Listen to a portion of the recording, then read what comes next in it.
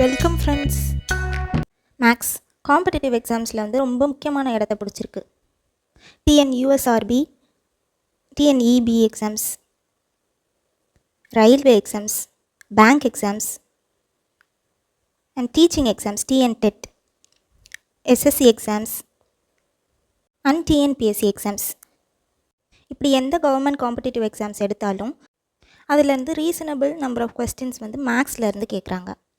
Mostly நம்மளில் நிறையா பேர் மேக்ஸுக்கு எப்படி ப்ரிப்பேர் பண்ண ஸ்டார்ட் பண்ணுவோன்னா, ப்ரீவியஸ் இயர் கொஸ்டின்ஸ் எடுத்து அதில் கேட்டிருக்க ஒவ்வொரு மாடல் சம்ஸுக்கும் ரிலேட்டடான ப்ராப்ளம்ஸை வந்து போட்டு பார்ப்போம்.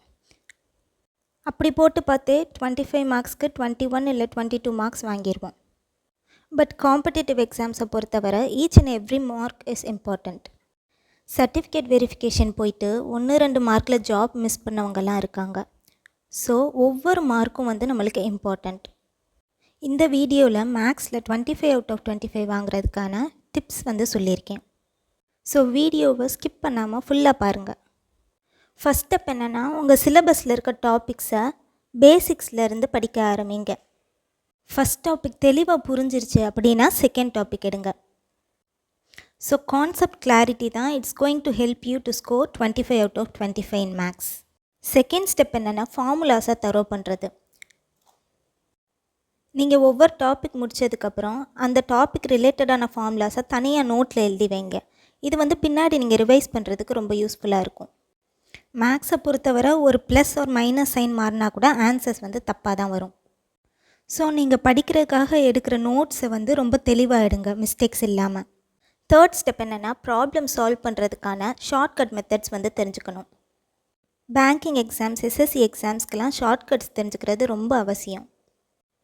ஒரு சிலர் வந்து ஒரு ப்ராப்ளமை வந்து 30 செகண்ட்ஸில் சால்வ் பண்ணுவாங்க, இன்னொருத்தர் 1 மினிட்டில் சால்வ் பண்ணுவாங்க, இன்னொருத்தர் 3 மினிட்ஸில் சால்வ் பண்ணுவாங்க.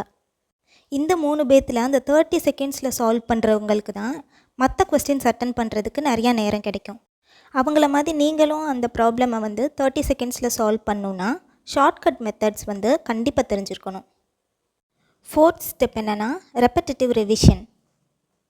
நான் மேக்ஸில் எல்லா டாபிக்ஸும் கவர் பண்ணிட்டேன்ப்பா, ஸோ நான் நெக்ஸ்ட்டு ஜிகே படிக்க போகிறேன் சொல்லிவிட்டு ஜிகே வந்து படிக்க ஸ்டார்ட் பண்ணுவோம். நெக்ஸ்ட்டு ஒரு 3 மந்த்ஸ் கழிச்சு இந்த மேக்ஸ் எடுத்து பார்த்தோன்னா ஒன்றுமே ஞாபகத்தில் இருக்காது. ஸோ ரெகுலர் இன்டர்வல்ஸ் விட்டு விட்டு இந்த டாபிக்ஸ் எல்லாத்தையுமே வந்து ரிவைஸ் பண்ணிகிட்டே இருக்கணும்.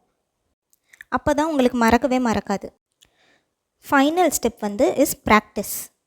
இப்போ தான் நீங்கள் ப்ரீவியஸ் இயர் கொஸ்டின்ஸ் எல்லாம் எடுத்து அதை வந்து ப்ராக்டிஸ் பண்ணி பார்க்கணும். அதுவுமே எப்படின்னா ஷார்ட்கட் மெத்தட்ஸ் எல்லாமே யூஸ் பண்ணி அந்த குறிப்பிட்ட நேரத்துக்குள்ளே முடிக்க முடியுதான்னு பார்க்கணும். இந்த 5 ஸ்டெப்ஸை ஃபாலோ பண்ணிங்கன்னா கண்டிப்பாக உங்களால் 25 அவுட் ஆஃப் 25 மேக்ஸில் வாங்க முடியும். ஜென்ரலாக காம்படிட்டிவ் எக்ஸாம்ஸில் கேட்கப்படுற mental ability and reasoning topics வந்து இங்கே கொடுத்துருக்கோம். நம்ம சேனலில் இந்த எல்லா டாபிக்ஸையும் 1 by 1 பேசிக்ஸில் இருந்து டீச் பண்ண போகிறோம். கூடவே ஷார்ட்கட் மெத்தட்ஸும் வந்து சொல்லித்தர போகிறோம். ஸோ நம்ம சேனலை சப்ஸ்கிரைப் பண்ணி வச்சுக்கோங்க. தேங்க்யூ.